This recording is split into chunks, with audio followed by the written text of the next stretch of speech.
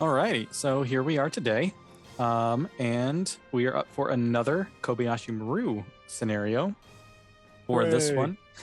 one, we are inviting on what's your actual rank in the thing? I can never remember. Lieutenant Commander, I think. Okay, well, you Yeah. outrank me as Holden, so Yeah. So those listening, this is Travis Sutter. I am Lieutenant Holden, as you know, on the Star Trek Tempest 2 crew. And today we are doing my own personal little side project thing that I thought would be fun to do, which is running through all of our player characters as they would have seen as cadets in the Kobayashi Maru test in Star Trek. For those who don't know, the Kobayashi Maru is a famous test in Star Trek where, in the academy, it's basically sort of a no-win scenario, and you just kind of see how that cadet handles being stuck in a scenario like that. I will say that I don't think any of these scenarios that I've written up for this are no-win. They don't always win well, but there's a way to complete them. I'll say that. I'll win. Yeah. And today we have Lieutenant Commander Conrad Smythe, also known as Matt. How are you? Wonderful. How are you? I'm okay. I mean, I have to see you, so. I know. It's tough. No, I was saying it's great. That's a good thing. Oh, good. Big That's hearts. right. You're not Ryan, so Exactly. You don't have to insult me in every turn. Not every single time. So for you are Conrad Smythe. This is going to be Cadet Conrad Smythe. So you had a tutorial video. You kind of have an idea. You're also probably the most experienced game player that we have in our group. So you can kind of pick up and go much easier than I think the rest of us can. So what we're going to do now is kind of dive into the character sheet. For those who are listening and don't know, there's a sort of discussion setup episode that you can go back and listen to that'll walk through a little bit this more in detail. I also go over it a bit with Brian in the first one that will probably be the first one that's released. So we're on screen. We're on to your character sheet, which is Cadet Smythe. Mm-hmm. And now we're going to go ahead and fill out your aspects. So what is your high concept aspect? What is the broad understanding that the broad strokes of who your character is? Yeah. So, excuse me. I'm getting over a cold. You are excused. I know. So broadly speaking, Smythe is an older guy that doesn't necessarily really want to be in Starfleet, but he is, because he did he join Starfleet late in life as well? I think we say that in there. Okay, so he is a full-fledged adult at this point. He's not. Oh yeah, he's like in his 60s. He's like an older guy. Awesome. Before Starfleet, he was in academia, so he's very, very well educated on many a topic. All right. And was a professor at a university in Rigel. All right, well, definitely seems like we should get something about the academia and or experience in there. Right. So, I mean, I can think a quick high concept aspect might be, we can go super simplistic and just be like experienced academic. Like literally, it doesn't have to be complicated. So, all right, do you want to add that in? You should have already doing it. Okay, this is just also a way to check that you do have access to the character. Yep. So now we are up. Okay. I believe in you. Well, you are an experienced academic, so yes, I know. So now your trouble aspect. This is an aspect of your personality that is it's core to who you are, but it can sometimes get you into trouble. So what type of life does Smythe lead?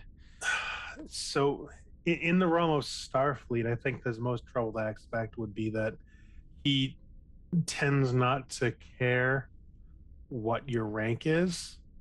Ooh. Because everyone to him is younger and less experienced than him. So, All right. Well, of all the that hasn't played out too much on Tempest yet, but because I tell you what, I have six. I've worked up 6 different scenarios and then one experimental one. And I know one of them that we are definitely going to do now. Good. Okay. Because of that thing. So let's make that trouble aspect something to do with that. So it doesn't care about rank. Or yeah, I think that's fine.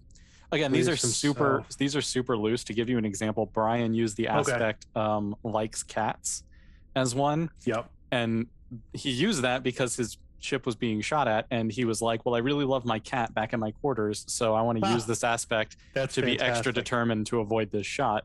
And I allowed it because these are really broad and really like, as long as you can make up something, it's like we can do it. So Okay. Doesn't care about rank. Done. all right, and so then we got one more, and that will be, again, it doesn't have to be super broad based. It can be a little more lean down, just something about your character, like a little tidbit about who Smythe is. Despises killing. Does not like to take any kind of life, no matter what. Oh wow, I don't think I knew that. That has not come up much in the. Yeah, it has a little bit in one of the last episodes. It did a little bit. Okay, but not. Well, keep in mind this will be playing before season 2, so so that's why I don't want to give anything away on it. But yes, all right, it's in there now. Doesn't like to kill. Alrighty. All right, so now we are going to move to your approaches, which are the various rolling dice aspects of your life. For this one, you're going to get a single 2. You're going to get, hold on, before I tell you, let me double check to make sure I tell you this. A single 2, three ones, and the rest are zeros. So whatever type of careful, clever, flashy, forceful, quick, sneaky, like what is the phrase that most exemplifies Smythe? And that'll probably be your 2. That'll be careful, I think. All right. Yep. And so now, and then I have 3 ones, right? Yep. And you can so I'm gonna do distribute. clever for 1. All right. I'll do forceful for 1. Yeah, he is crotchety. Yep. Flashy doesn't really apply. Sneaky, I don't think really does. I guess quick. All right. But yeah. it doesn't. Quick is generally like quick thinking or trying to maneuver quickly, or I mean, if he's brash, flashy tends to be more brash, but I don't know if Smythe is particularly brash. Not really. Yeah. All right, so go ahead and put in zeros into flashy and sneaky then to round out the character. Done. Alrighty, so now your character is completely created. Huzzah! Super duper. And you are set to go. So I don't have any graphics or anything for Roll20. Okay. So this is all just up there for our enjoyment. Yeah, and for the rolling and whatnot. So okay. So I am going to close Cadet Smythe. So like you'll have to keep an eye on your aspects and see if you can come up with a way to use them. Okay, I got it up in mind. Yeah. Okay, cool. Alrighty, so let me see. What's the first scenario we want to do? So Conrad Smythe is Conrad, right? It is Conrad. Okay. So Conrad Smythe walks onto the does he have a cane? He's fine, right? He does not have a cane. Okay. He saunters with confidence onto the bridge of a giant simulator. Which looks like the bridge of a standard starship. Yep. And takes his seat at the captain's chair. This is your chance to be in command. Damn right. Your ship has picked up a distress signal from a nearby transport vessel, the Kobayashi Maru. The message states that the ship was transporting a group of settlers to the third moon of Elbrus IV when it came under attack from the Klingons. Multiple ships decloaked, scanned the transport, then opened fire. It says that if someone doesn't come immediately, the ship is certainly going to be destroyed. What do you do? How far away am I? I'm assuming I'm close enough to get there without a problem. Yeah, so this, like I said, it's much more narrative, so it's not quite like crunchy in terms of like we're not cool. Okay. So the first thing I will do is I will have my helmsman set a course maximum or to the Kobayashi Maru, and I will shoot off a message to Starfleet, requesting any other ships in the area to assist us. Yeah, you're the only ship in range, of course. So weird. Are we outside? Are we orbiting Earth? Yes. you are at the shipyards at Utopia Planitia, but they're all in dock. So they're all in dry dock. so yeah, no, you're the only simulator currently running. So okay, great. So yeah, you shoot that message and then you tell your helmsman, do you want to do anything before you hit engage? No. Okay. Nope. Engage. Right. Make it do it. Make it do the thing. Make it do the thing. As I just heard in one of the episodes, I was doing the thing. It's because I was going to do arena. Just do it. Was your just do it, was Captain Prycor's phrase? just do it. So yeah, so you tell the helmsman set a course. He does, and you warp directly there. You come out of warp just in time, and there is a small transport vessel, vessel, Vessel. a small transport vessel. Don't know why I was having trouble with that. The Kobayashi Maru. Its shields are up. It is taking heavy fire from a trio of Klingon ships. One is a large cruiser, and two are birds of prey. And they are just going to town on this small little transport. Wonderful. Its shields are currently holding, but that's the scene you find yourself in front of. They don't do anything when you arrive. They just kind of keep firing and setting up attack patterns to keep shooting at the transport. Okay, are we in Federation space? You're sort of you're just in neutral space, like uncharted space. Okay. No one's really claimed. Okay. I would like to open a channel to the Klingons. All right, you hail them. Also, I'm going to put my shields up. First, okay. Obviously. Right. Yep. Shields up, red alert, and open a channel to the Klingons, to the lead Klingon ship. To the cruiser. Yes. All right. You hail them. Mm-hmm. You don't get a visual response. They don't come on the channel to you. Instead, you get a sort of a text message reply back that just says, "This is not your business. Go away." And that's it. Okay. I would like to send them a voice message. All right. To all three Klingon ships. Okay. This is Captain Smythe, United Federation of Planets. You are currently attacking a Federation vessel, or a vessel under Federation protection. Yeah, this is just a normal transport vessel. This is not Federation. But it's from the Federation, right? From Federation space, or is it from a neutral party? I think it's from a Federation world, but it's not like a Starfleet vessel or anything. Yeah. Okay, that's fine. Okay. Yeah. So, you were attacking a vessel under Federation protection. Please stop now. This will be taken as an act of war. That is what I say to them. All right. Well, so that does get their attention. And the next thing that happens is your screen pops up. In front of you stands Captain Balmach. Balmach. It's a good Klingon name. I was proud of that one. That's a great Klingon name. Captain Balmach pops up. The description for him is a grizzled veteran of the Klingon Empire. Captain Balmach has consistently refused any additional promotions in order to continue keeping his hands as dirty as possible. Wonderful.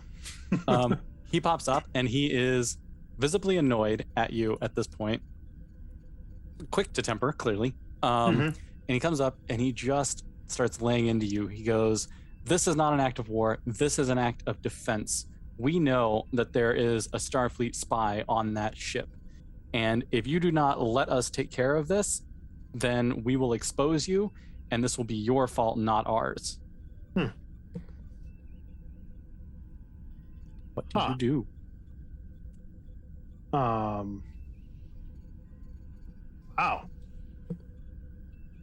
I'll reply to him. Okay. Captain Balmach, if there is such a spy on this vessel, maybe we can get to the bottom of this together. There are innocents on that ship that we would like to see saved. He cuts you off and just says, I've already done my due diligence on this, sir. I am taking care of this situation.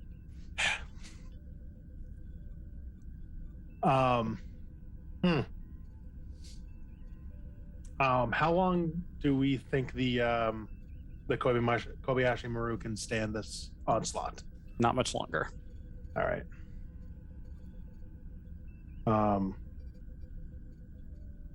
And now their shields are down.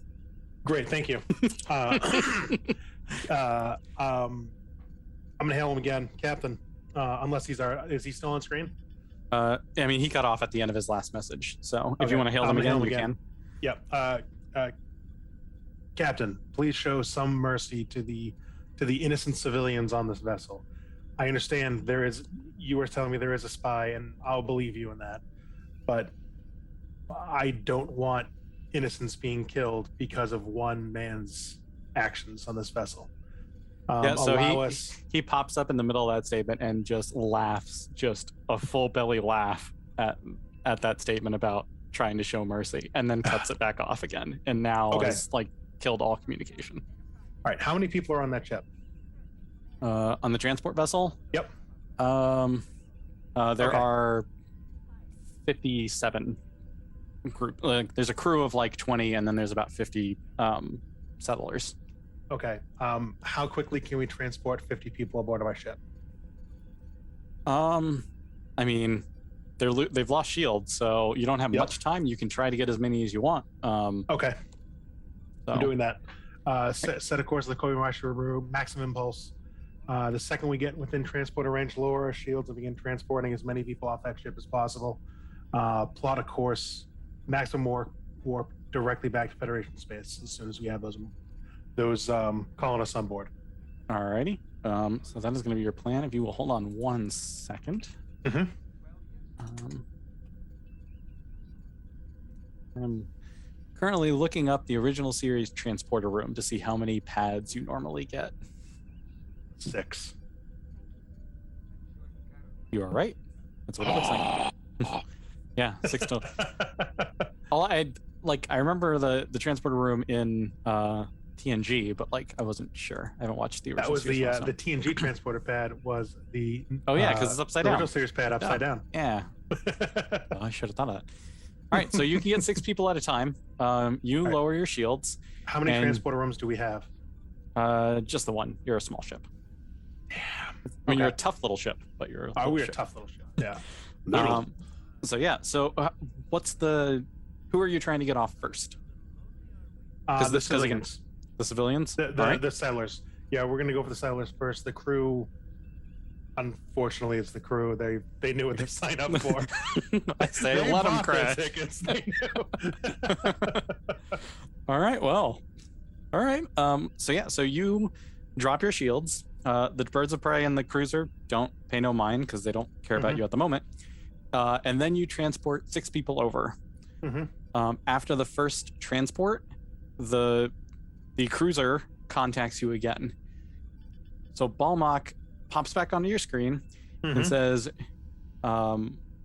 you were trying to save the Federation spy. You were trying to save the Starfleet spy at this point. You will return those people to the Maru and let us handle this, or you will be fired upon.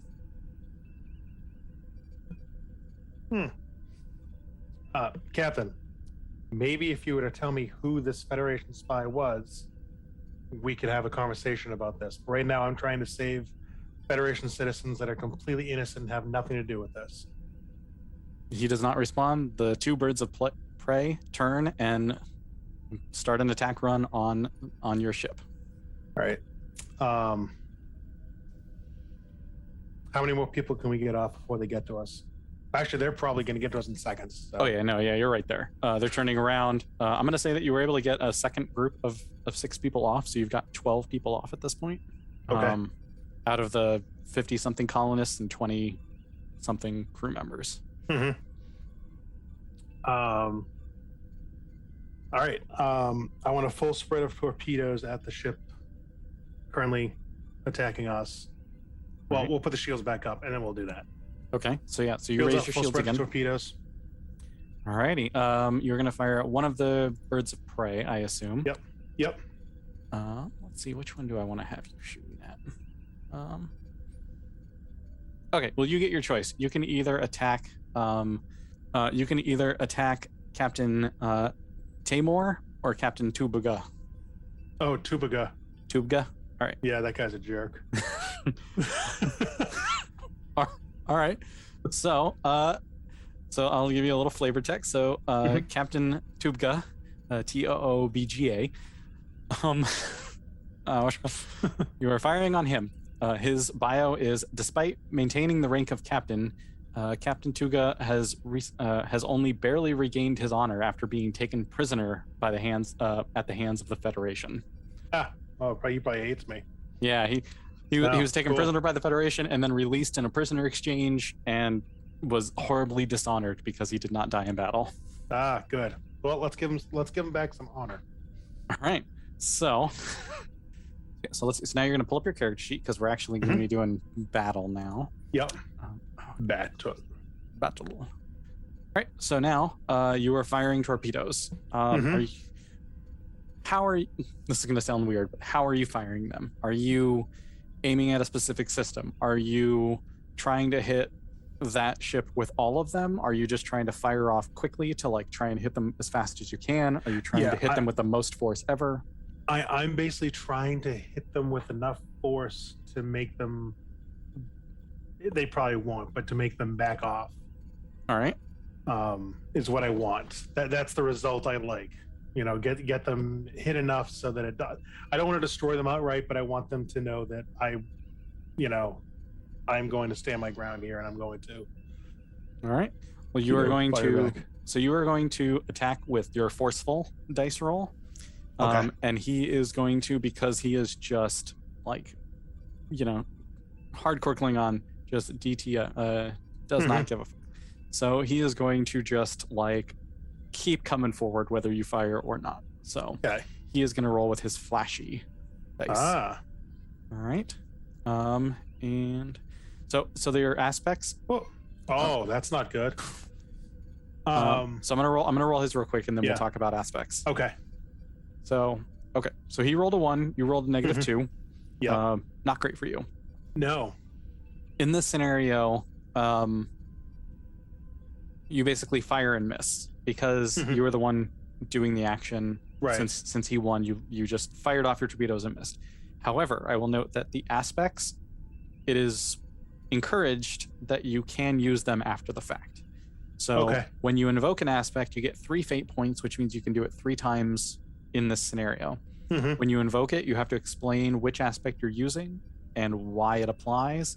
And if I agree, you can use the fate point, drop your fate point down to 2, and you can either get a +2 to your dice roll, or you can re-roll your dice. So if you want to try that now, you're welcome to. If you don't, you don't. I don't see how. You only rolled a 1, and so there's 4 dice with pluses and minuses. Right.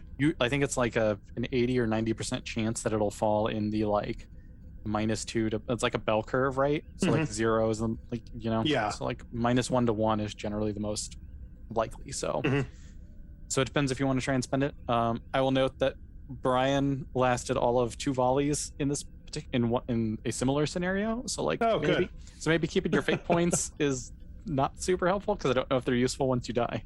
Just saying. Yeah. Oh yeah. And the only aspect I can think of is that to even remotely apply on this is doesn't like to kill, even though I am firing, warheads at this dude. I don't want to kill him. I just want to disable his ship or put him off from attacking. Yeah, I think know if that would I think apply, it's close. though. I think it's close enough to you are defending the colonists for me to allow you to use it. Cool. So, all right. So so you'll drop your refresh. It should say 3 down to 2. Now you have 2 left. There we go. Okay. And you can either. Yep. Oh, geez. Well, that's much better. Oh my goodness. That's a 5. Yeah. For people listening. Heck yeah. All right. Cool. So yeah, you fire off a heavy dose of torpedoes, and it absolutely slams against Captain Tubga's bird of prey. Cool. Their shield modulation starts to flicker, and then their shields drop, and then like on one of the wings it explodes. Neat. Like a little explosion pops out of the side of one of the wings. It doesn't destroy it outright, but it has taken heavy damage. Okay. So it will likely be knocked out for a round, at which point they will be able to get back into the scene. Cool. All right, so you went. And the next one is the other bird of prey that was flying towards you is now going to open fire. Captain Tamor is a brash, newly appointed captain, and is eager to endear himself to Captain Balmock. Cool. He is going to try like a weird maneuver. He's going to fire the torpedoes, but fire them like in a little like spinny fashion. Like he's trying to do something fancy with it. Okay. Because he wants to impress this guy. So he's gonna fire his torpedoes, but he's gonna fire them like so that they spiral like a DNA strand, because he thinks it will make him look more impressive. Cool. So he's gonna roll his flashy, and how are you trying to defend against Um, this attack? Careful, I think, would make sense here. Basically, after I've shot, you know, uh, Tuba, no, Tubga, Tubga. Tubga. Yeah, as I see these torpedoes coming out in this weird, fancy looking way, I can kind of, I look and see if we can possibly like do a cool spin move through their little double helix of. Ooh, well, that would definitely be a flashy maneuver. If you're trying to that use would be flashy. yeah, I mean, like it'd be cool, but if you're trying to use careful, which it sounds like that's what you're trying to do, like I would say you could do like divert shields to the forward section or something. Since he's doing a flashy one, you can kind of see what his attack is. Cool. That makes sense. Okay, yeah, okay. So let's do that. Yeah, if he's coming bearing right down on me, I'll divert all power to the forward shields. All right, that would make more sense. So yeah, so you're gonna roll careful. He is gonna roll flashy. Mm-hmm. And 3, 2, 1. He rolls a 6. Oh, you roll a 3. Boy. In fairness, you actually rolled really well. I did. So, he rolled stupid. Yeah, if he had gotten that, you would definitely be gone.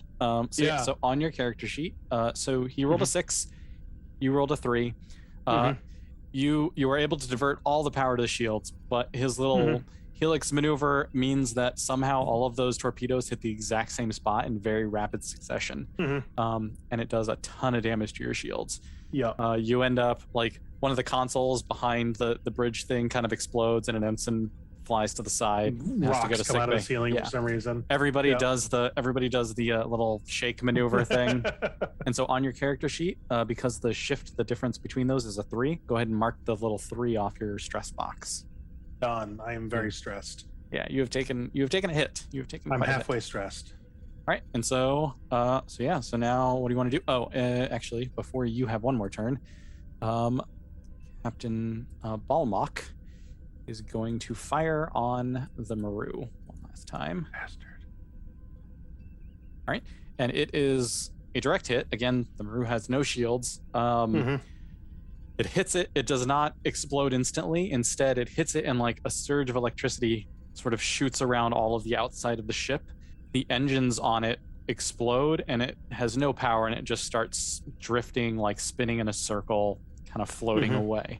Unless you scan it, you don't know what happened. But yeah, like the power has dropped out. Yeah. It's just kind of floating away. It hasn't exploded completely, but it clearly took some damage. So. All right. What I want to do is, since my ship is kind of beat to hell, I still have engines and warp and all that fun stuff, right? Everything's still good there? For the moment, yep. Okay. I don't know if I can do this all in one fell swoop, Travis. Okay. But I would like to have my helmsman plot a course at warp out of the system towards Federation space that will take us just past the Kobayashi Maru so that we can get one more shot at getting another 6 people off that ship. All right. So maybe like a full impulse to warp real quick as soon as we get people beamed aboard. I will let you try the beaming one more time, but that's going to be an action, and then it's going to go back to the Klingons for their turn. And I'll have no shields. Right. So. Oh. All right. So my decision now is to stay and fight Klingons. You can see the disruptors on Balmock's cruiser powering up. Just starting to power up and glow. To deliver a final blow to the Maru. What do you want to do? Is trying to think of the right word. Is a hail considered an action? Is that like a free action here? Yeah. I mean, I will give you a heads up that they're probably not in a talking mood at the moment, so you're welcome to try it. Then forget it. Yeah. All right, so what I'm going to do is, because the lives of my crew and the 12 people I've got off are not forfeit for me. I'm going to turn around and get the F out of there. All right. So yeah, that's what I do. I saved 12 people. I think that's as much as I could expect it to do in this situation. All right. So So yeah, so you still have your shields up. They've taken quite a bit of damage. Your ship turns to go. We are going to do 2 more actions.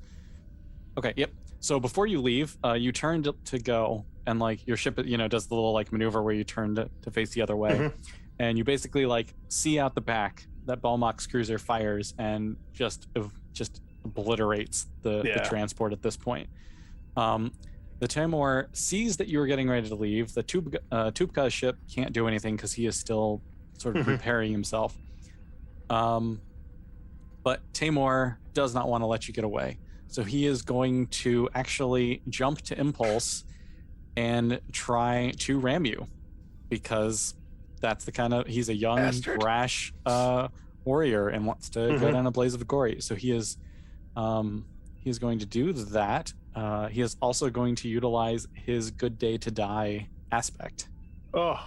So we can roll and we will see what we get. I am going to roll flashy because this is him doing an absurd, like trying to jump to impulse to get you before you go type thing. Yep. You were trying to run, so I think I think quick. I think it's going to be quick. Yep. So we will roll. All right. 3, 2, 1.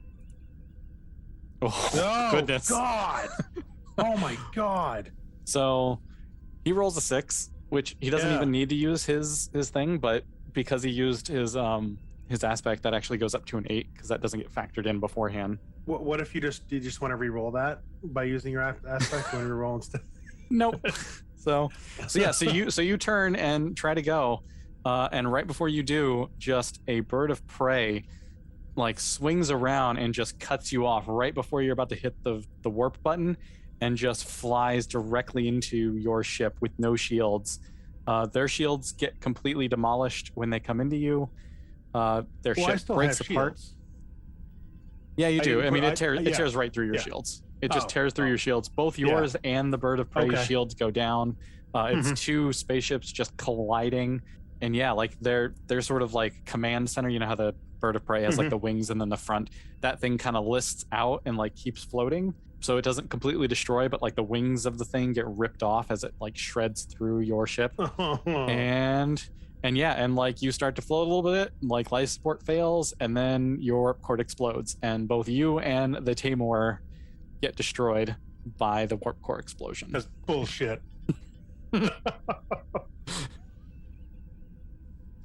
I'm super stressed now. So all your stress points will be maxed out and you die. I will note that like you did really well in this one. You were able to rescue 12 people, and legitimately if that had somehow rolled really poorly and you rolled really well, it is entirely possible that you would have been able to like warp away saving 12 people, which, considering the Kobayashi Maru is supposed to be unwinnable, if you had rescued 12 people from that, would have been pretty good. That's a minor win. Yeah, so you did considerably well. You still died, but you did well. Did Brian die? Oh yeah, no, he the cruiser turned around and shot him, and in one shot destroyed his ship. Well, at least I died awesome. Yeah, it's true, you did. You almost got away, which is crazy. And for the record, there absolutely was a Starfleet spy on there going to settle into the settlement and was going to try and start sending things. So, what a bastard organization Starfleet is. Was he one of the guys I beamed off? No, I hope not. Nope. Oh, good. He would have been, like, if you had gotten a couple more people, I was going to have him sort of be in there, but yeah. So that's scenario 1. Congratulations. That was fun. You did decently well considering. So now, Brian. I mean, we're only 1 scenario in, so maybe hold the. So let me see, what else do we got here? So my plan was to do one with your character, Smythe. So like Smythe did well. His experience showed he was able to sort of navigate the situation and potentially save some lives, even though it didn't work out in the end. So now we can either do another one with Smythe. We can do a pop culture character if you want to go through that creation. It takes a little time. I don't know if we really want to do that. I have 6 regular scenarios. If we don't take the time to make a new character, then we could probably get 1 more of those in before we switch to the experimental one. No, let's do more Smythe stuff. That's fine. Yeah, that works for me. I don't need to do a pop culture guy. Cool. In a few years, Smythe will be pop culture. So Very true. Oh my god, I hope so. I hope so. Like Well, not even because of Tempest, just because I want Smythe as a character to be super fan popular. Alrighty. So let me see. Let me take a look real quick at the other scenarios I have to figure out which one I want to give you. Oh wait, that's right. I knew exactly which one I wanted to give you. All right. Wow. You are rolling lots of things. I know. I'm just seeing. Oh, there's a 4. Okay. It is. You're right. It's like -1 to 1 is seems to be the most. Yep, most common. Yeah. And to know it, I'm gonna actually do you a solid here because Smythe is rather experienced, pretty grown. I'm gonna let you have a single 3, Ooh. and get and upgrade one of your 1s to a 2. Ah. So be a little more fair to you, I feel like, since Smythe has the experience there. I'm gonna upgrade my careful to a 3. I mean, yeah, that makes sense. Because And then I think that's within still, character. yeah, agreed. And I think either quick or clever. I think I want to make 2. I'm trying to think of which one is more accurate for Smythe. I think quick for quick thinking. So done. Alrighty. Cool. So yeah, so Smythe coming into the Federation, a little older, has a little more experience to him, slightly more upgraded compared to the other people. And so Smythe saunters into the simulation bridge, takes a seat, wipes his brow once because he just did this the other day and ended up dying, and so he's not thrilled about doing it again. Okay, so your ship is traveling just through normal Federation space, and it has picked up a distress signal from a freighter traveling through the Klingon neutral zone. It claims to be under attack by a Federation ship, the Kobayashi Maru. The freighter, registered as the Guff, claims to have received no warning prior to the attack, and their shields are starting to fail. If someone doesn't help them, they'll be destroyed. What do you do? Plot a course, maximum warp. All right. And I'm going to squirt off a message to Starfleet, saying, "What the f? Why are we attacking a freighter?" Yeah, if you're trying to gain information from Starfleet about it, then I'm going to have to make you do that before you warp to them. That'll be a separate thing if you want to try and do that. So do you want to do that? I do want to do that. So we'll do that first then. Okay. I want to see what the hell. Why would a Federation ship be attacking a freighter in the neutral zone? All right. So you message Starfleet and you say like, "Hey, we just got word that the Kobayashi Maru is attacking some random freighter. What the f?" And regular Starfleet channels, you're basically reporting this, to like the nearest admiral, starbase or whatever. Yeah, the nearest starbase command or whatever. And you get a reply back from them that they have no idea. You're talking to someone who is at the nearest starbase. They sort of oversee this area of space. So they have no idea what this is. They aren't aware of any missions or anything happening in this area. But obviously they are not some, Starfleet High Command Rear Admiral type. So they're gonna forward that message to Starfleet Command and see if they get anything back. But in the meantime, they just are not aware of anything. Okay, well, let's go then. All right. Maximum warp. Just do it. While right? we're warping there, can we hail the Kobayashi Maru? Nope. Damn. All right. So you drop out of warp, and sure enough, you pop into a scene in which the Kobayashi Maru is like this Federation starship. It's not a huge one. It's a Crossfield class. What used to be a science ship that were sort of repurposed into warships during a war. And it's just sort of like hovering over this small, what looks, like if a puppy dog with big eyes was a ship, it would be this ship. And it's just like towering over it. And yeah, just like carving it up, just taking some pot shots with their phasers. You get there right as torpedo hits their shields, and their shields do this like massive like energy surge thing that looks like they are just about to lose. What do you do?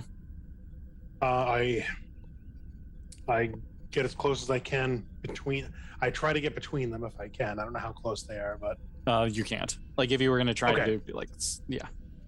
okay. So I don't do that. I mean, hail the so in theory, like if you really want to try it, you can. I'm just going to make it a very difficult maneuvering task. Yeah, So, that's fine. That's fine. They're okay. Yeah, that's fine. I'm going to get closer. Like basically close the distance to weapons range. all right.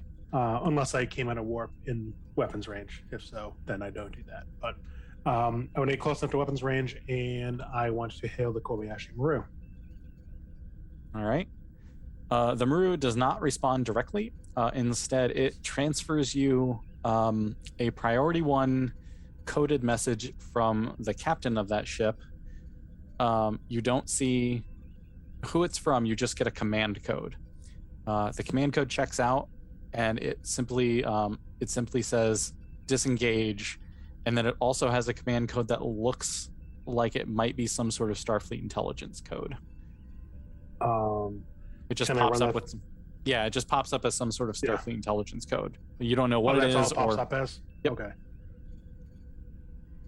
I mean, I think. And a final phaser shot, you see the shields of the Guff just evaporate. So now it's sitting there defenseless. All right. I'm going to hail them again and say, message received. I need more information on this. I cannot allow you to destroy a defenseless freighter. Respond, or we will respond in force. All right, so that gets his attention. So let me pop up his commander thing real quick. So up pops your screen, and a man, rather gruff looking, with a large beard, for some reason wearing a small like fisherman's cap, says, "This is Captain Ahab of the Kobayashi Maru." No hint as to how this is going to go for you. You need to disengage right now. We are hunting the Orion Syndicate, and the ship is getting ready to take a biological weapon. We cannot let it survive. We have to stop it. Get out of here, and you will be debriefed by your superiors once you leave. Yeah, but that's not good enough. I can't allow you to kill indiscriminately. Disable the ship and take them into captivity. You don't understand what biological weapon means, do you, Captain?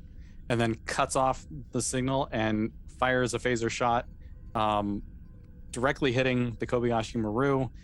And again, that seems to like, it hits the Guff. The phaser hits the Guff.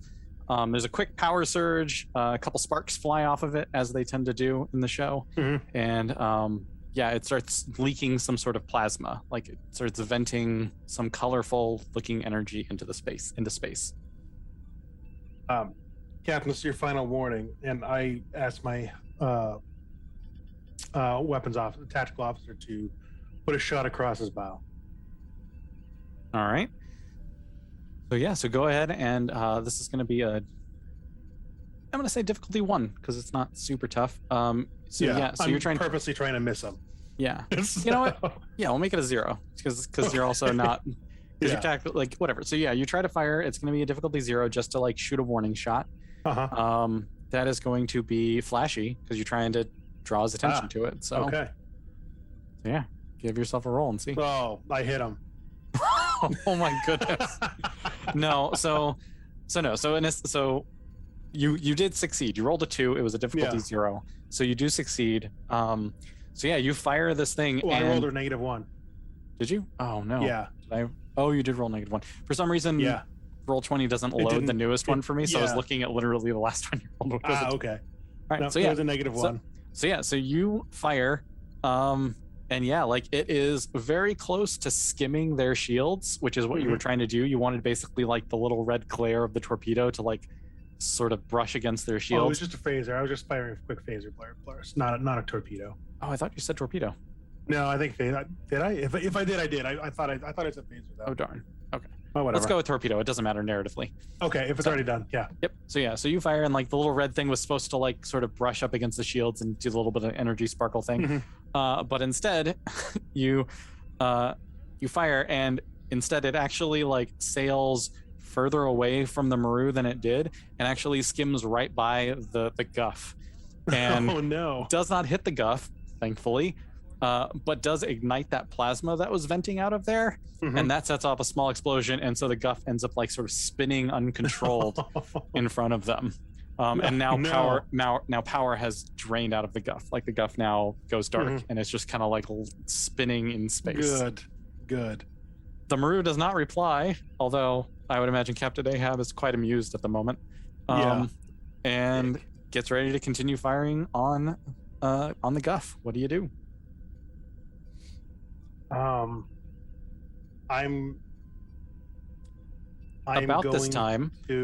about this time. Uh-huh. Suddenly that jumps onto your screen. One of the very few systems that still has power on the Guff is the communication system. They've rerouted to try and get in touch with you. And the commander of the Guff, Captain Body, pops on the screen and goes, "What the hell are you doing? We called you for help." That was an accident. I said across his nose, not up it. We need help. They're gonna kill us. In the background of the Guff, you can see it's a fairly small ship. It's not quite like runabout size. It's larger than that, but it is the nearest sort of approximation would be sort of Firefly-ish, right? Like it has this big hold, and then there's the like a little living area, and not even like a fully lit. Like there are bunks hanging up and things, so it's even smaller than that. It's basically like the cargo bay of the Serenity with like the cockpit just like attached directly to that bay. Okay. So like you can see the guy he's talking, you can sort of see the bay behind him. There's a bunch of stacked hexagonal crates everywhere and a bunch of barrels that are made of plastic. And then a whole bunch of just like people, crew, civilians wandering around. Everybody's kind of huddled together. And just there's sparks flying here and there. It's mostly dark. You just can only see them via emergency lighting. Okay. So yeah, he's just like, help us. Captain, the Maru is telling me that you're carrying a biological weapon on board. If you are, I suggest you own up to this right now, and we can help you. If you are not and completely innocent of this, please let me know. Not strike that last thing I said, because that was kind of stupid. Does it just like shoot me a wink or something, right? Yeah. Yeah, Captain Bonnie is just like, what are you talking about? We have no idea what you're talking about. We were just traveling through this sector, and we just got attacked. Help us. Okay. I know you said I really couldn't before, but maybe this explosion and fire has knocked the ships a little bit further apart. I would like to get between the Maru and the Guff. All right. So you're trying to put myself in the way so that Captain Ahab will have to fire at me to get to the Guff. All righty. Gotcha. All right. I want to carefully maneuver in there.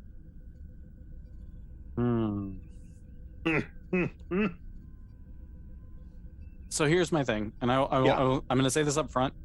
If you're going to try and carefully maneuver, that is going to allow the Kobayashi Maru the chance to move, right? Like if you're trying to like fly slowly to do that, if you want to like jump in there quickly, then you can do that, and that might actually put you between I'll them. do that. Okay, that's fine. I'll do that then. Yeah, we'll jump in there quickly. Okay. So you're gonna jump in quickly. It's gonna be difficult. It's gonna be a 3, because it's 2 ships and one is spinning out of control, and you aren't sure exactly which way it's gonna be going because the plasma is still kind of venting, and maneuvering it like a fire extinguisher in space. So go ahead and give it a try. Difficulty 3, I said. Yeah. Well, there's a 5. Oh my goodness. Good work. Yeah. So Smythe, your ship quickly jumps and like moves in. In fact, Ahab is actually getting ready to fire a killing blow onto the Guff, and you come in just in time. Like you fly right in front of it, and like its phaser hits your shields. You have a slight like rocking motion, but obviously like it wasn't trying to fire something that would damage a starship. It was shooting a small beat up freighter. So and once you're in the way, Captain Ahab pops up on the screen and says, "You will move out of the way and allow us to continue our operation, or you will be classified as a deserter, and you will be fired upon." Cool. Captain, the only thing I see is going on right now is a Federation vessel firing on a defenseless freighter and a captain that is about to murder a ship full of people. Stand down, and we will call the. They are not defenseless right now. They are transporting a biological weapon. They are members of the Orion Syndicate. And a traitor. You're a members of an alliance, member of an alliance, and a traitor. I mean, the Orion Syndicate are just bad people. They're not true they leaders. are. Captain, that may be true, but they are not going anywhere right now. Their ship is disabled. We cannot allow them to activate the biological weapon. Whatever we do, it could end up killing everyone on all of our ships, and that will allow them to get away. Captain, we're in space. What kind of biological weapon can travel through space? I mean, we travel through space on ships, sir.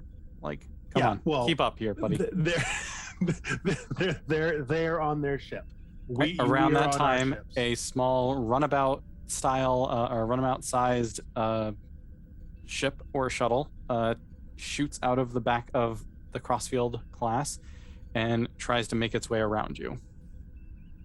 Can I put in a tractor beam? You can try. I'm gonna try it. All right. Quickly. All right. It's gonna be so if you try to do it quickly, it's gonna be a difficulty 3.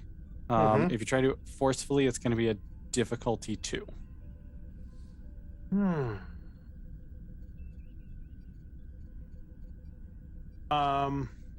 I think. Okay, let's do it forcefully, but I'd also like to use my aspect of doesn't like to kill, because I'm getting him in a tractor beam so that he is not fired upon and killed.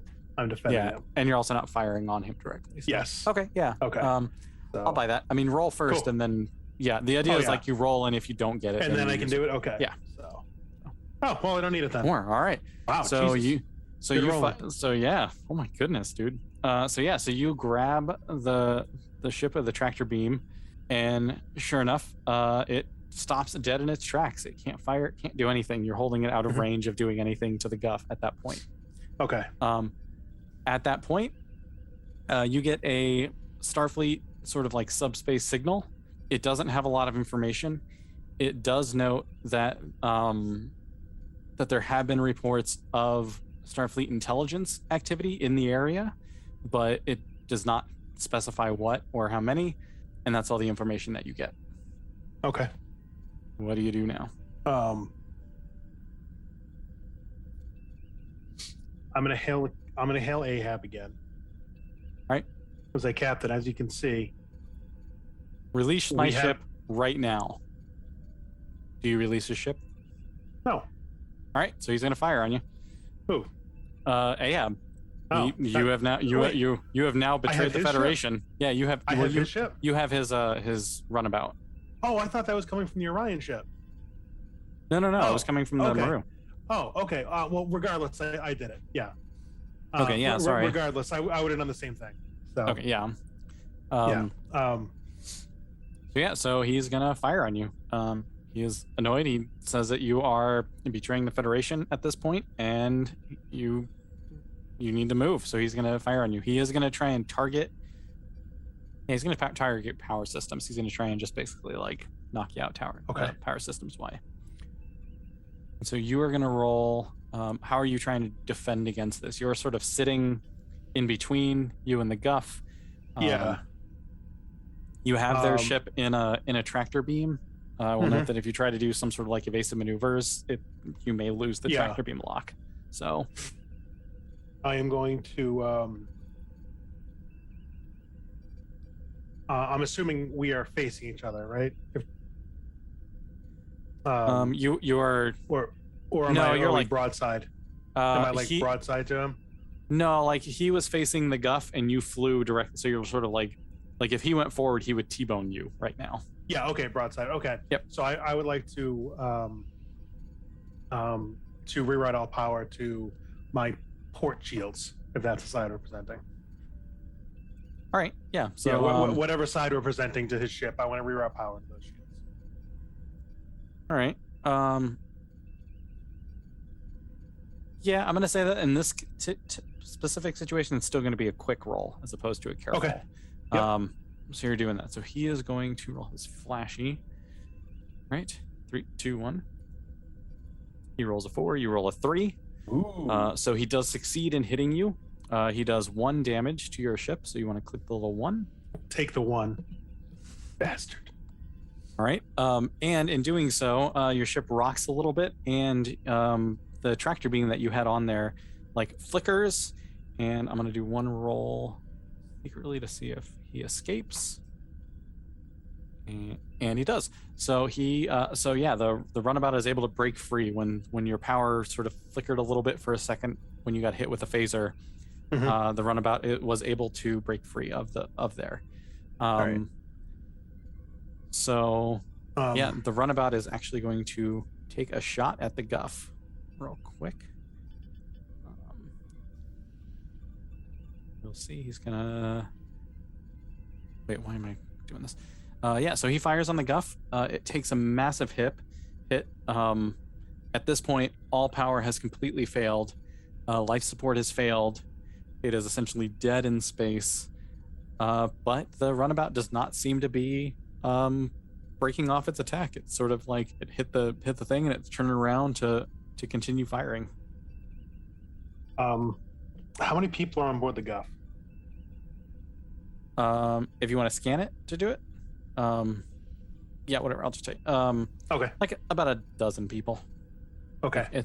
It's a straight transport ship. It's not like carrying settlers or anything. It's got a crew of like 10, and the cargo bay is just full of what you can tell are boxes and stuff. Mm-hmm. Okay.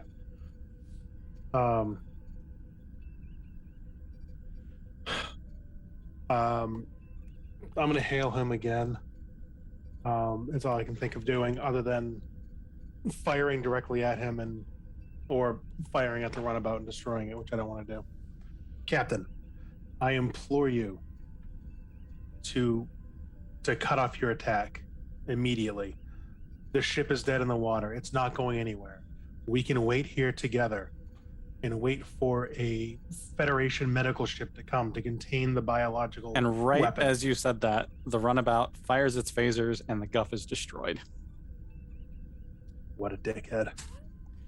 And the runabout starts heading back towards the Maru. It's gonna just back on there. Yeah, I'm not gonna stop it. All right. Captain, I hope you know what you've done today is murder. I will be speaking to Starfleet Command about this. Yeah, you do that. And the Crossfields runabout hops back on, and the Maru turns and warps away. Mm-hmm. Cool. And that's the end. Yeah. I call Starfleet Command and rip him a new one and make sure he gets court-martialed. All right, well, when you call Starfleet Command and tell them about the situation, they actually like dismiss your claims very quickly and sort of like move on really fast. Later, you find out through the back channels that this was a completely legitimate Starfleet intelligence operation. The entire crew of the Guff were Orion Syndicate agents, and the biological weapon that they were carrying was a dispersal system for Tetrion radiation, which even if it had been like tried to be transported was extremely unstable and just could have killed, depending on where they launched it, could have killed millions or everyone on any ship that it popped onto. Oh. So. Oh, but you feel good about yourself, so yeah. I do. They still killed them all. That they did. They could have disabled the ship and beamed the people off and blown up the damn ship. Absolutely. No, this is a pretty solid outcome for you again. Like solid. Yeah. No, Smythe feels good about himself. So, I mean, when doesn't Smythe feel good about himself? That's right. So. That's right. Yeah, so there's that one. Cool. So yeah, not bad. That was fun. Yeah. All right. So now we're already tagging about an hour. Yeah. But the last one is the really quirky one that I want to try and just see. Cool. Let's do it. All righty. So let me pull up the last one. You're still going to be Smythe, this guy. Well, for the experimental one, we always do Smythe anyway. Let's see. You just have everyone play Smythe? Yes. It's Smythe all the time. Alrighty.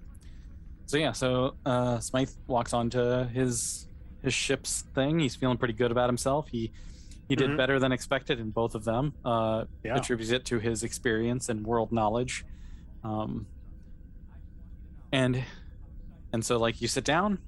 It is stardate 16314.6. You are currently traveling at warp 3 past the Clayton Nebula en route to Embry 5.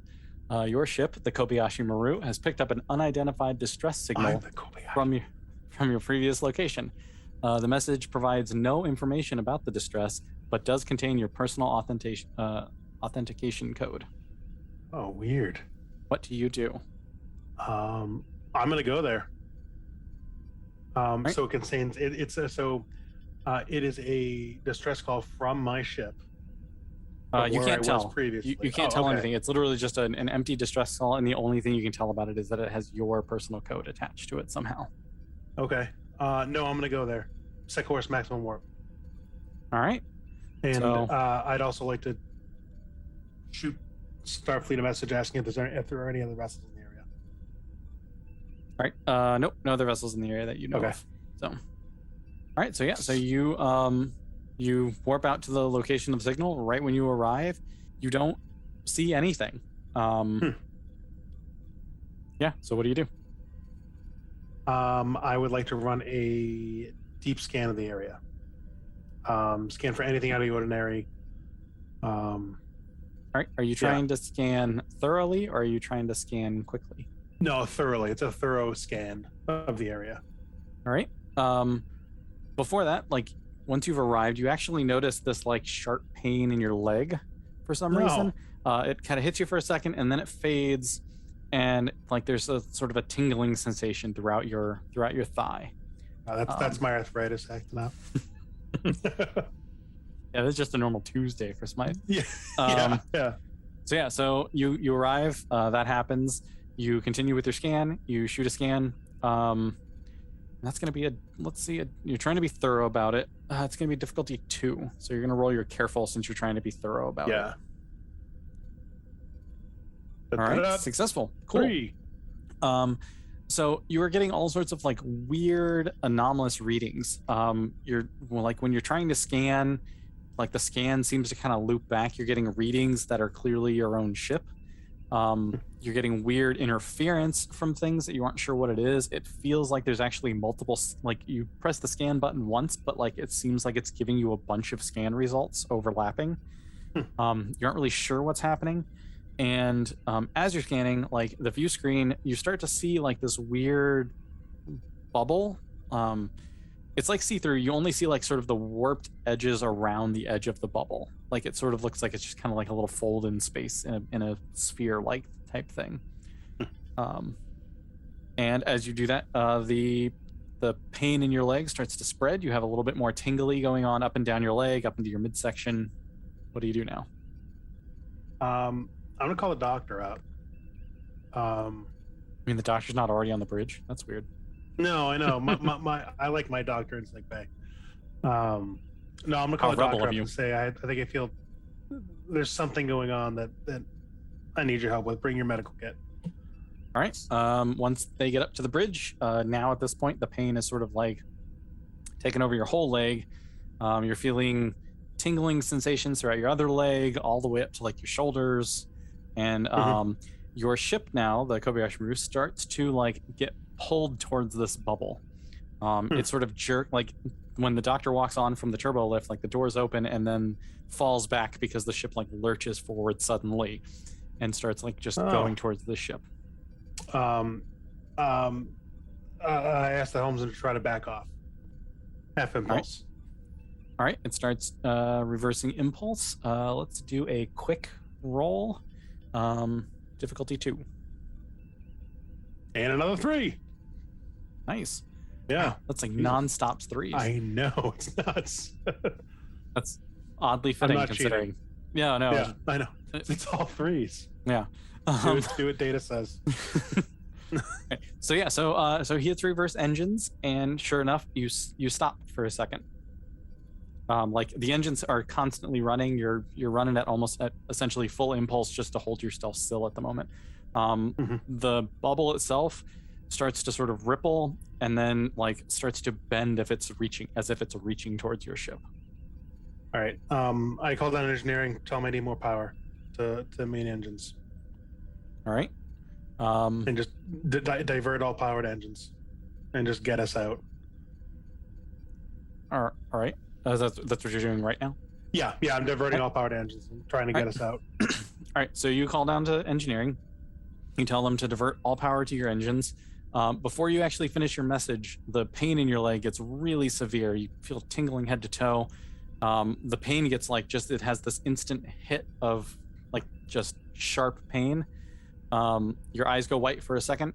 And it is stardate 16314.6. You are currently traveling at warp 3 past the Clayton Nebula en route to Embry 5. Your ship, the Kobayashi Maru, has picked up an unidentified distress signal from your previous location. The message provides no information on the distress, but does contain your personal access code. What do you do? I keep going to Embry 6. Embry 5, you mean? No, I will. I'm going to do it again. I'm going to go back there again because at this point, I think it's important to know what the hell this thing is. All right. So yeah, you turn around, you give your helmsman the course to lay in to meet it. You warp to it. Right when you arrive, you have this sort of like pain kind of pops up in your left leg. It's like a sharp pain real quick, and then it kind of becomes this sort of tingling sensation throughout your thigh. All right. I call the doctor up immediately this time. All right. I do not run a scan. Does anyone else know that we were just here, or am I the only one now? Do you ask them? Yes. I asked them. I literally said, does anyone feel like we've done this before? Nope. No one seems to know what's going on. Okay. I'm gonna run a different scan this time. All right. I don't want to run like a deep scan like I did last time. Okay. I want to scan for any temporal anomalies. All right. Just that. All right. So for that, let's see. You're gonna roll. Again, are you trying to be thorough with your scan, or are you trying to do it quickly to get as much information as quickly as possible? No, I want to be thorough with this one again too, but just more focused and cool. Specifically on temporal thingies. Okay. Yep. So that's gonna be a careful scan. It's gonna be difficulty 3. Okay. And go ahead. There's 5. Oh my goodness! Roll 20 loves you today. This is ridiculous. So yeah, so you succeed. While you're scanning, the pain, the tingling sensation in your leg sort of spreads. It's now down to your foot and sort of up into your midsection. Mm-hmm. Is the doctor on the bridge yet? The doctor does arrive on the bridge at this point. Okay. You are sort of like standing there impatiently tapping your foot, trying to like get the results of the scan, but it's taken a few minutes because you're trying to be thorough. Okay. And sure enough, the scans come back, and it does look like there's some sort of like temporal disturbance out there. You can faintly make out the sort of edges of what looks to be sort of like a bubble of some sort. Weird.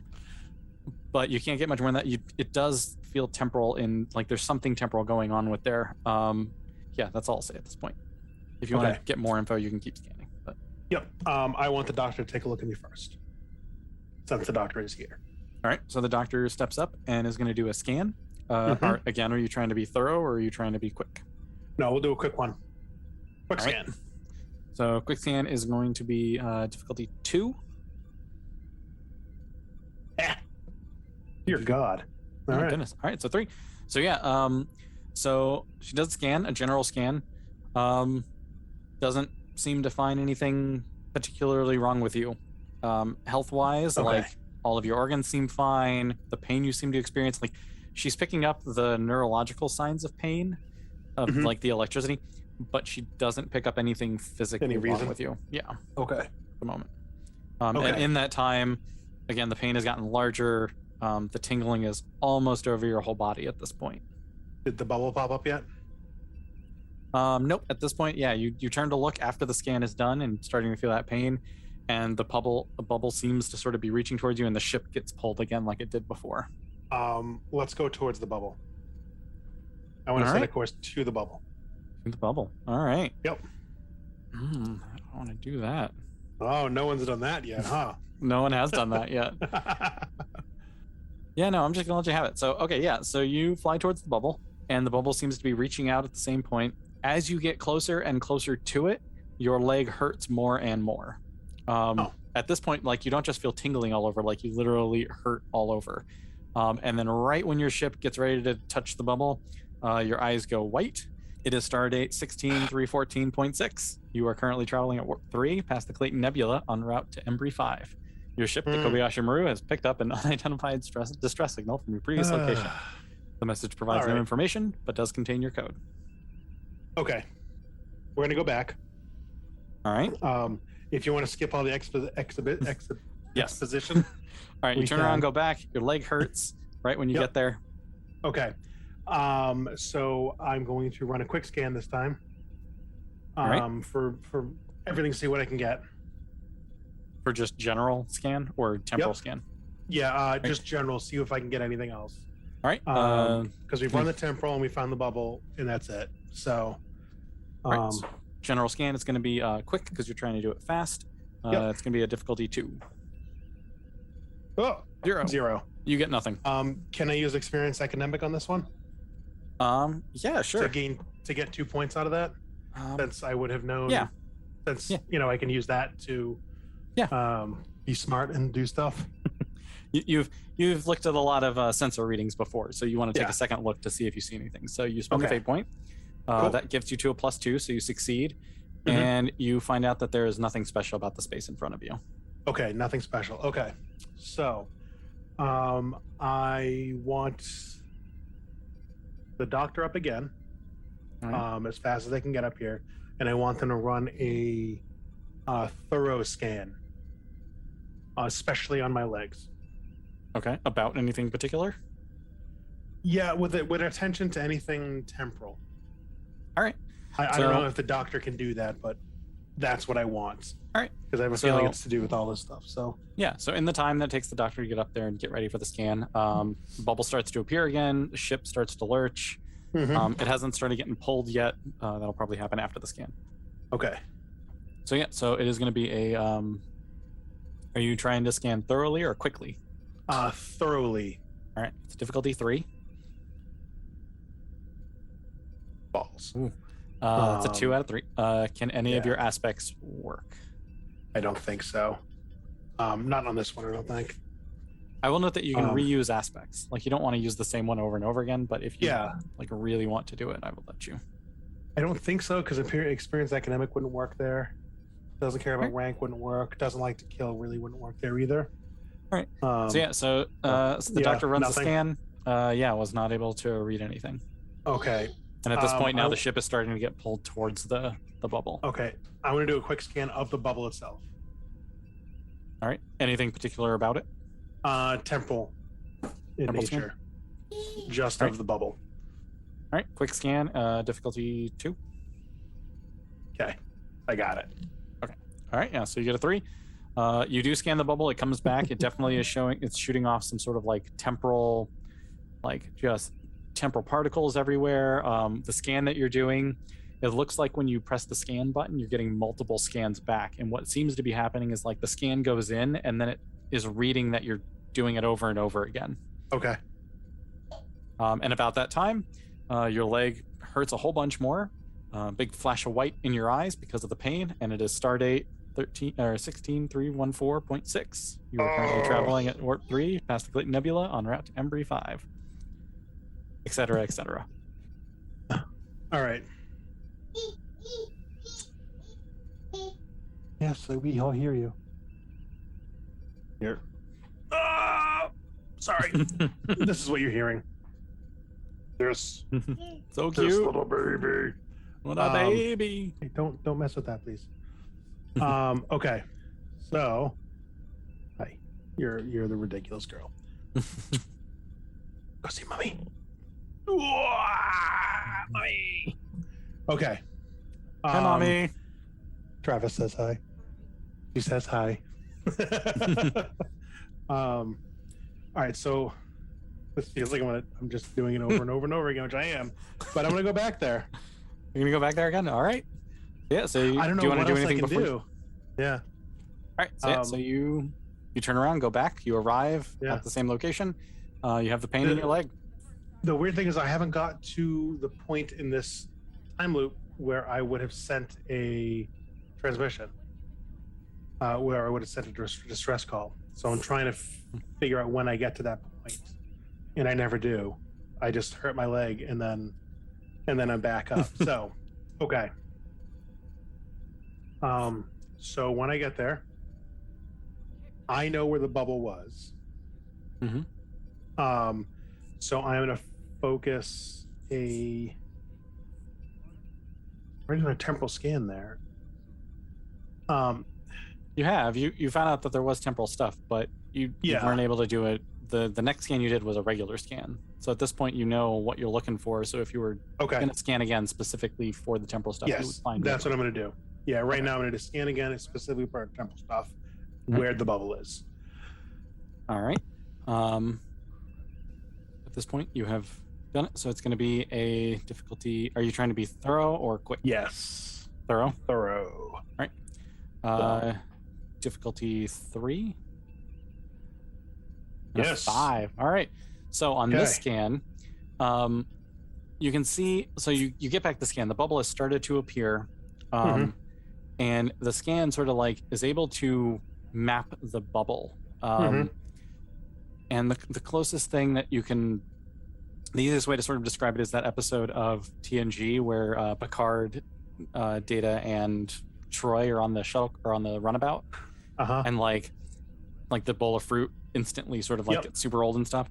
So it reads as one of those little like pocket temporal things. Okay. It's not exactly that, and it seems to be giving off this weird reading. It's not what you would. It's not like it's not enclosed, right? Like all of those when they were there, like existed within themselves. But this one seems to be sort of fractured in some way. Okay. And as you do that, again, your leg pain spreads. You have additional sort of tingling throughout your body, and the ship starts to get pulled towards the fragment. Okay. I want to ask my bridge crew here, if anyone knows, especially my science officer, who is, I'm assuming, smart, if they know anything that can collapse a temporal fragment that we could use. Or even just search the ship's computers myself to see if anything like this has ever been found out, and what they may have used to survive it, or whatever, Gotcha. All right. Like a focused tetrion beam or something ridiculous. Some plation particles again. Yeah, graviton particle beam. All right. So so that's gonna be a clever because you're trying to sort of dig through records and stuff. To do it. It's gonna be difficulty 3 because like this is a unique scenario. Yeah. Yeah. Go ahead and give it a shot. Okay. Well, 0. So no. I can't even get a +2 on that. Yep. I will say that I think in theory you could use one and roll again, but I don't think it really will help you as much. Yeah, I'm just. I will say it's not that they. Oh, there's one. That's all right. I will say, in terms of not succeeding, it doesn't mean that your scan doesn't work. It just means that when you do the search, nothing comes up. You can't find. I can't find. Yeah, clearly this is something that they haven't really run across before. Right. You are able to find out you basically get the same information you already have. It's this weird sort of temporal pocket. It's made of these sort of like temporal filaments that kind of reach out. And for some reason, this one seems to be fractured or something, but you can't really gain any more information on that. At this point, the pain starts to overwhelm you, and it is stardate 16314.6, and you are traveling warp 3 past the Clayton Nebula onto Embry 5, and you get this distress signal, etc., etc. God. All right. Okay, we're gonna go back there. This time, all right. I want to see if we can scan for any transmissions coming from that bubble. All right. As it forms. Okay. Or even before it forms, because it's always there, I'm assuming. Yeah, even if yeah. we can't see it yet. So, Yep. but that's one I want to do. As soon as we get there, I want to just try to find if there's any transmissions, no matter how faint, coming out of that area of the bubble. Right. You don't get anything. Okay. I want to scan for any signs of any ships or any. I want to scan for evidence of any kind of warp core breach Oh, okay. in the area. All right. Are you trying to be super thorough, or are you trying to be quick? Yeah, no, we're gonna be thorough on this one again. All right. Yeah, I mean, it makes sense because you have all the time in the world. I do. I'm just gonna when I run out, I'm just gonna refresh back. So yeah, difficulty 2. Okay. 2. Success. All right. Yep. You don't get anything outside of it. Inside the bubble itself, like within that sort of like temporal pocket, the filament thing, you're getting mixed results. You can see stuff that seems like it might have been a warp core breach, but it's weird. It's like sort of looping. You're getting warp core breach. You're getting warp core collapse. You're getting all sorts of weird signals. But there definitely seems to be some signatures of a warp core in there, and you start getting pulled towards it again. Yeah, getting pulled towards it again. Let's. I want to fly towards it at warp speed, as opposed to like impulsing in slowly. I want to. All right, you warp just speed jump right through in. the damn thing. Yeah. All righty. See what that does. So you fly right into it. Give me a clever roll. It's going to be a difficulty 1 because you're going to be trying to observe what happens when you do this. Clever girl. Okay, I am going to do my aspect on this of experienced academic again. Yeah, I mean at this point you've been dealing with this for a while, so I'll let you. Yes, and I'm observing and experimenting and all that stuff. So I am going to do that to get my 2 points in there. So gotcha. I mean, we'll see. If you meet it without it, then like. Oh, I didn't. I rolled. I got a 0. Oh, okay. So yeah, gotcha. That's why I'm doing that. Gotcha. Yeah. Okay. Yep. So you jump in and like the pain in your leg gets really strong, but you basically like grit your teeth. You know, you're an old hand. You've seen some stuff. So you grit your teeth and bear it because you really want to make sure you see. And sure enough, like right as you like hit that bubble, you basically see your ship, the Kobayashi Maru, sitting in space. But it's like what's the way to describe it? It's like there are 1,000 of them, all sort of like layered on top of each other. So almost like fuzzy with layers and exactly, and that sort of thing. And then a brilliant flash goes out. You're trying to hold it together as best you can. Your ship starts to rock and shake. You hear the klaxons go off. Terrible like sounds everywhere. And before the ship explodes, you just can't hold it together anymore. The pain, you let go, your eyes go white, and it's stardate 16134 or 314.6. Okay. So it's obviously something that is trapping me there, or it's trapping the ship there 1,000 times over and over and over and over again. I want to go there and see if one of me is homeless. Funny story. In that world, in that universe, you did kill that man. yeah. Okay. This because there has to be a way to break out of it, and that way is. If you want to go back there. What's that? Okay, you're going back. I was gonna say if you continue doing more scans, I'm gonna keep leeching information as you go. Yep. I'm gonna go back at this point. You would have much more information if you hadn't failed a couple specific rolls. So I'm gonna go back there and do another temporal scan of the thing itself. Who's and what's it? Yeah. So go ahead and give me I'm assuming it's a thorough scan. Yeah. Again. So give me a careful roll. Was that your roll? 5? All right. Yep. So you meet it clearly. Whatever. I figured it was going to be a 3 or a 2. So. Yeah. Whichever I did, you did it. Yeah. So you succeeded. So you do the scan. You've done this multiple times before. Mm-hmm. The crew has not, but you are now standing. You've basically like shoved the science officer and been like, "Get out of my way! You aren't doing a good enough job." Yeah, and you type away and pop up. You can see this temporal these filaments kind of coming out of the thing. It is definitely sort of like you can see the sphere itself. You know, the image that you see in that episode where it's like these little like lines that kind of pop out and dots everywhere. You kind of see that, and you see how this star fragment looking thing is sort of like broken, and there's like a dark spot in it, and it's sort of like the same dotted filaments that are kind of coming out. Looks like it's that, but it's been stretched, and it's coming like directly at the Maru. Specifically directly at the bridge of the Maru.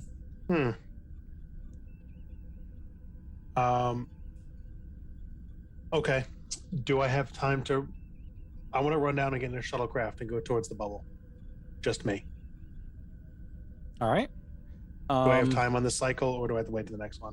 No, you can do it this time. Okay. So you get down there right as you get into the shuttle. You feel sort of, again, the overwhelming pain, but you're toughing it out like you old codgers do. So you hop in, you go out of the shuttle, you hop into the shuttle, and you said you're just flying directly towards it or whatever? Yeah. All right. You're flying towards it. Are you staying in contact with the Maru as you're doing this? Yeah. All right. Go ahead and give me give me another clever roll. Difficulty 2. Yeah. Oof. Yeah, so as you start to fly towards it, again, the pain becomes overwhelming. The last thing, like you're sort of freaking out your crew, right? Like they have no idea what's going on. You just kind of lost your shit and ran down and hop in a shuttle. And so you're flying towards the thing, and they're trying to tell you to stop. And the last thing that you hear from them before you sort of reach the edge of the bubble and the pain overtakes you is them stating that that they have no, like, the thing is not pulling the ship at all anymore. They are not getting any anomalous readings of any sort, and nothing is wrong with the Maru. And then right as you hit the bubble, the white goes over your eyes from the pain, and it's stardate 16314.6. It's me. It was me all along. All right. Well, there's some more information. I've discovered it's only me. So we're gonna go back there. All right. Because why not? I will note that this time when you go back, you get the distress signal, and your first officer kind of like does this head shake thing as if he just sent some sort of deja vu and then dismissed it, but didn't say anything. I turn to him immediately and say, Commander, what's on your mind? I can't quite place it, but that message that we got felt familiar in some way. Okay. Is anything else seeming familiar right now? No, that's it. Okay. You still have not tried to decipher the message, I'll note. That's not necessarily trying to drive you towards that, just like... Oh, I thought it was just a blank message with nothing on it. No, it was a garbled message. Oh, I'm going to decipher that shit. Okay, let's do that. I didn't hear that part then. I don't know. I must have just completely overlooked it or something. I hope I didn't say blank, because that would have been a... You probably said garbled, and my mind said blank, so yeah. Let's decipher that shit. All right. So you're going to be careful about it, I'm sure. Yes. I'm gonna bring the entirety of my massive intellect and the ship's computer to bear on this. Yep. Difficulty 2. God, you bastard! All right. Yeah, you aren't able to read anything out it. I will note that since you've been through this, like, you are determined at this point, and I'm gonna give you some leeway because we've been running through this a bunch of times. And I'm a little worried that I said blank message, just your command codes, and like. So when you're putting this together, you are not able to like read anything about it. Like it sounds like a bunch of messages layered on top of one another. And not only just layered on top of each other, but layered on top of each other and then like smushed together in a way that like made it super short, as opposed to like one long message. However, spending some time on it, again, pain in your leg, branching out, whatever your pain, it's cool. You do notice that at one point you hear the voice of your first officer saying that the Maru is fine and not picking up any anomalous readings at the moment. Okay. So I'm going to get back in the shuttle again. I'm going to try this again. I'm going to try to go right towards it again in the shuttle. All right. So yeah, you hop back on the shuttle. You start going. Yeah. Do you give any instructions to the Maru? Nope, just to stand back and observe. I am going to take a hypo spray with me though, with some painkillers on it, All right. and I'm gonna pop that in right now. You're gonna just like So that I can- shoot yourself up with some painkillers. Yep. All right. So yeah, so the pain is overwhelming, and then you shoot yourself with a hypo spray, and you suddenly feel much better. Cool. You fly directly in. You hit the edge of the bubble, and right when you enter into the bubble, what seemed like a fairly small amount of space. It wasn't like a small bubble. It was still like ship size at the time. But once you pull in, like it seems like the bubble gets super small as soon as you get in.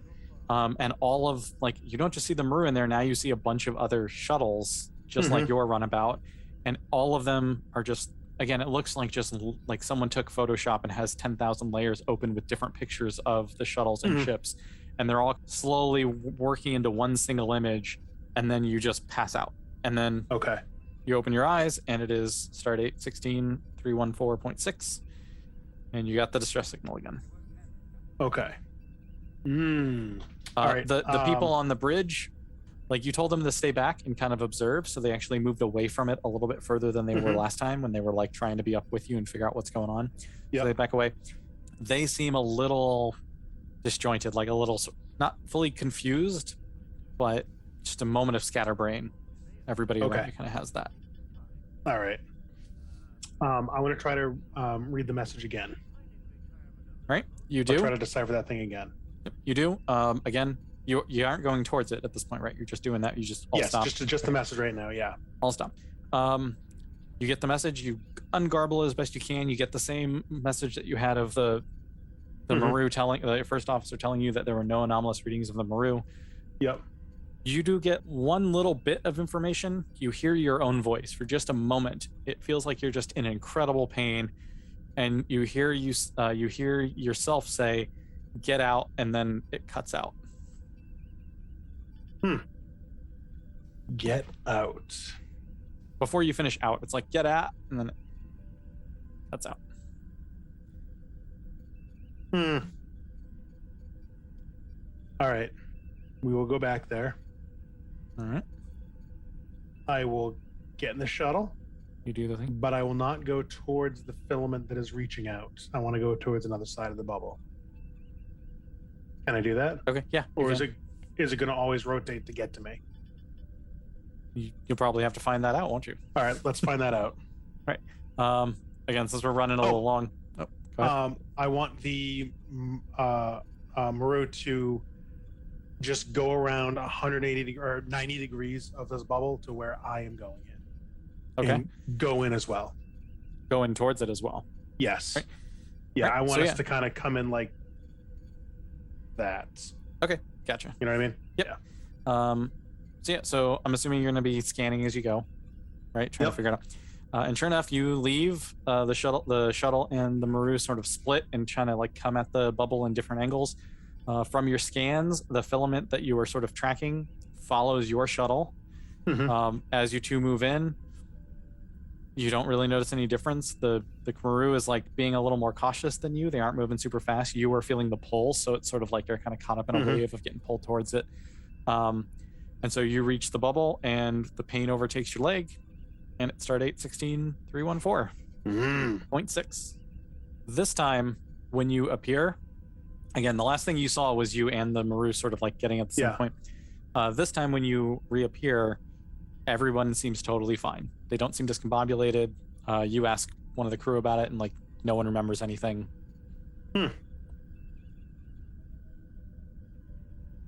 Okay. Do we have like a runabout on the ship that can get there while the ship's staying right where it is? Yep. I'm gonna do that.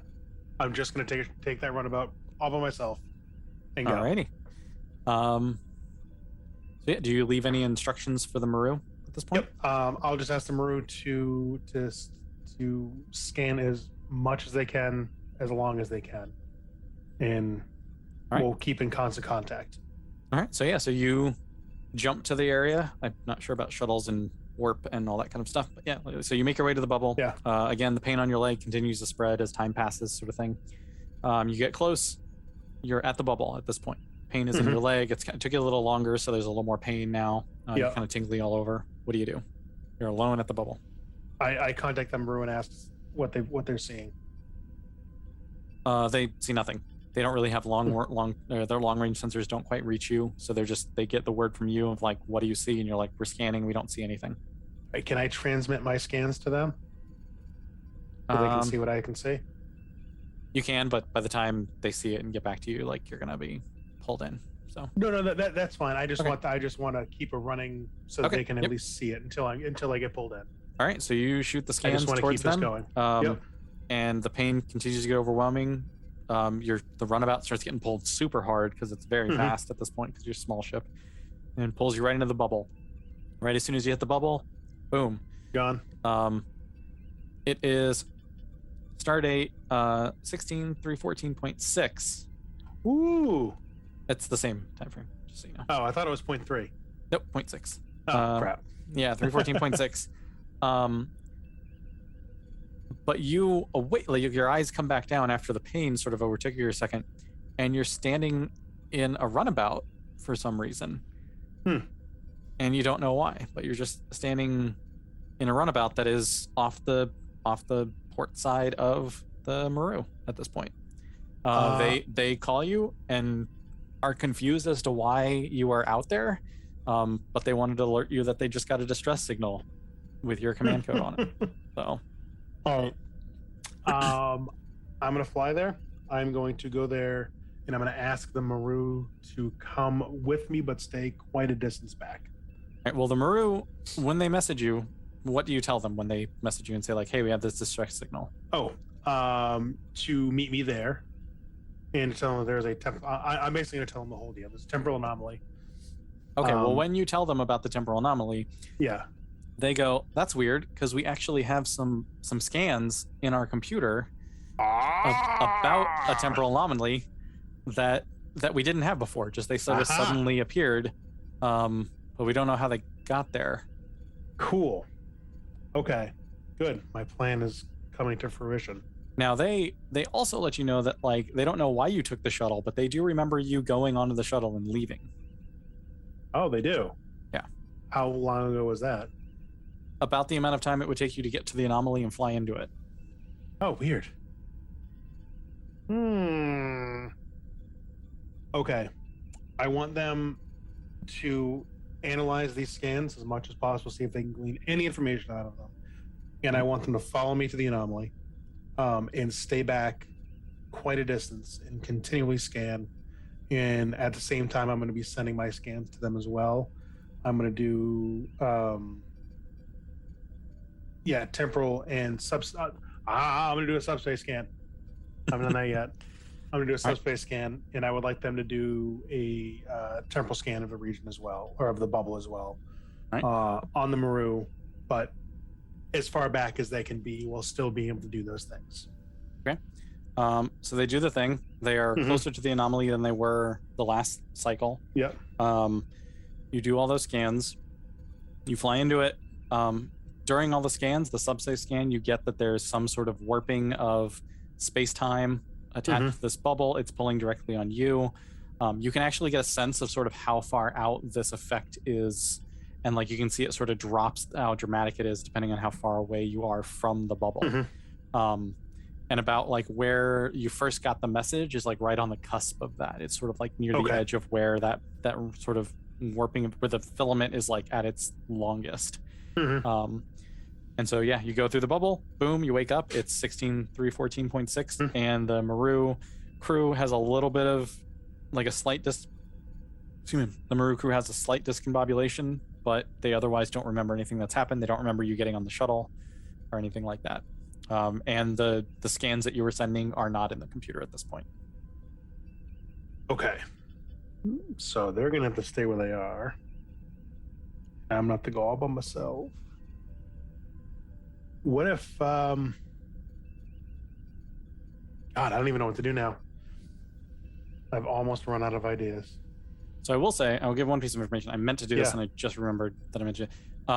When the Maru stayed put and you went and did it, the time was still 16.314.6 on the runabout, but it was their clocks were a couple hours ahead of yours.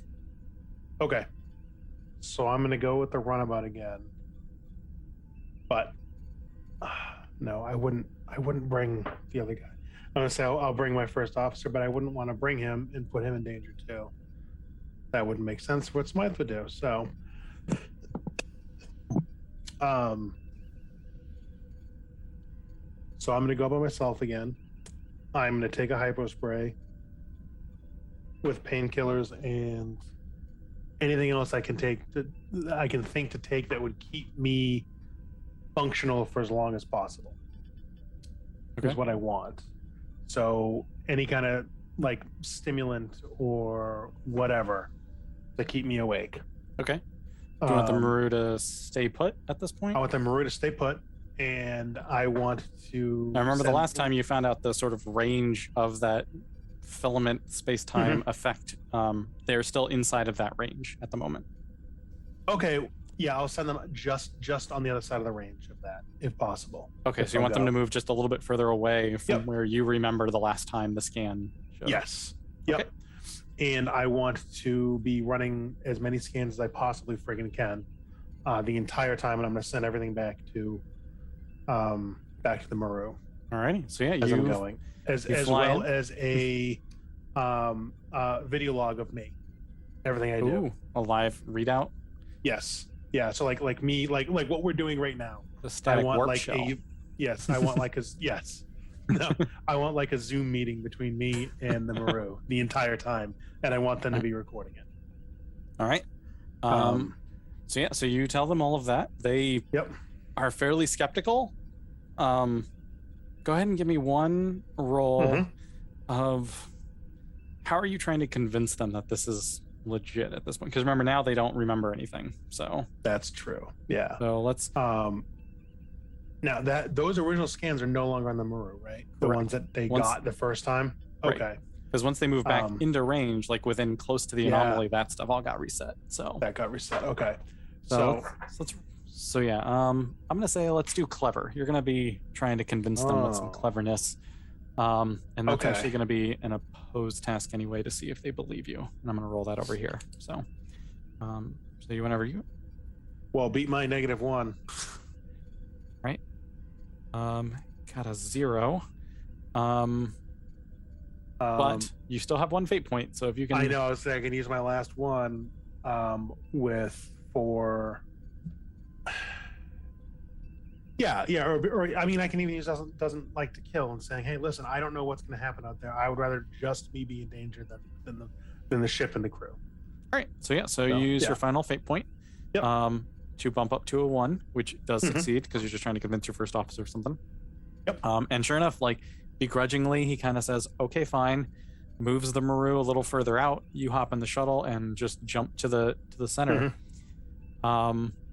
I'm assuming you're loading yourself up with painkillers at this point. Oh yeah, I'm all amped up. Yeah. All right, same thing. When you get in, you pop into the scene, and you see a bunch of shuttles like you did before, but no Maru in there anymore. Okay. It's just the shuttles, and then all of them sort of collapse onto each other, and your eyes go white, and you appear. The Maru is not there. You are in your runabout. You're by yourself. The Maru is off. However far it moved away. Okay. And is transmitting, and at this point they have a record of everything you did, but they recorded 18 hours of static, as tends to happen. Of course they did, as happens in science fiction movies.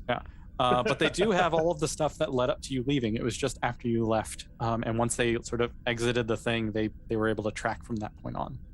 Okay, so they don't have any of my scans or any of that? They don't have any of your scans in that way, except for the fact that because of what happened, and this is essentially going to be the end of it at this point. Okay. You've sort of figured out enough to just go with it, I think. Okay. So they get word back. They see you leave. They have the record of you like convincing them to go. Like once they got out of the effective area,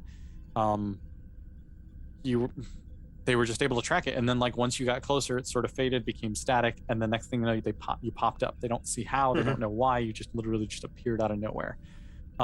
Your clock when they scan you is about several hours behind theirs. They do a bioscan of you as well, and it looks like you have not aged from when you left. but they're clearly like their time passed and yours did not. While they're doing all of these scans, you continue to start feeling the pain. Your ship starts to lurch towards the anomaly, which is really far away, but you're continuing to move. And yeah, after a certain amount, your pain goes strong and you pop right back in. They do that several times. Basically, they are able to discover that you passed through a time filament, that thing that was in the thing, and a piece of that time filament got embedded in your leg. Oh, so my leg hurt. And so that's why your leg hurt, and that's why the leg was essentially always trying to like pull itself back to the rest of the time filament to make it whole. Cool. If only I had rolled well on that temporal scan of my damn legs. Yep. And admittedly, like when I edit this, I may try and cut some of that out because like some of it was redundant because I think I have a better handle of how to handle running a time loop game, which is its own tricky. Yeah, so they find out that you had this filament. You are going to be stuck in this time loop, but they are free of it. So they alert Starfleet Medical. They send out a science team, and essentially you are just destined to complete this loop of, 8 to 10 hours or something, feeling overwhelming pain in your leg. But every time you cycle, they get more data, and they're going to try and figure out how to get you. Forever. So yeah, so they'll keep doing the loops. They'll keep gathering information, and then hopefully someday Starfleet Science is able to free you from your time loop prison. Cool. So, at least I will never age. Yep. So yeah, whenever you come out, 1,000 years old. It'll be Star Trek Tempest 2, The Return of Smythe. Yes. So yeah, no, that's the whole thing. You got into time loop. So what'd you think? That was cool. It ran a little long. I think I will try to cut it down, but like it definitely. Yeah. Getting a handle on how to present the information in a way that like builds is difficult. So So that was you got your time loop, you saved the Maru, you got them to get free of it, and then you just kind of got stuck in it, and they're gonna send help. Hooray! That's essentially sort of the best scenario of the options. So cool. So yeah, good work on that. Nice. Smythe has done a handful. That was cool. Wow, we ran about an hour and a half, 2 hours out of this. So this is a longer one than usual, but I thought it was fun. Did you have fun playing? What'd you think? Yeah, no, I liked it a lot. I thought it was very cool. Yeah, hopefully the viewers also are entertained. Yeah. Who else has done this so far? Just Brian? Brian's the only one at this point. Yeah. So, okay. But cool. we have Ryan and Tara set up here in the coming few days. And then we are still trying to reach out. We got a couple patrons who said that they were interested, and we're trying to get them on the schedule so we can actually like have Patreon supporters play this as well. Yeah, like it'd be fun. Neat. We're waiting to hear back from them. Hopefully we do. If they do, listeners, you will hear some Patreon supporters. You're welcome to go to Patreon and sign up.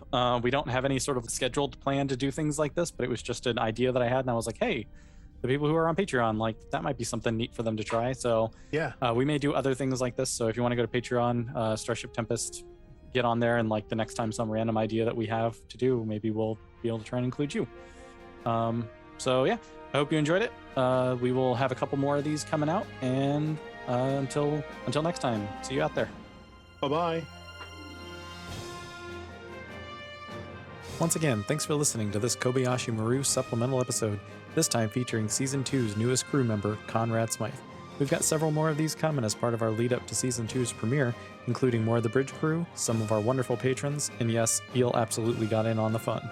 Find out how they all did, find out if I get any better at these intros and outros, and find us on social media under the handle Starship Tempest.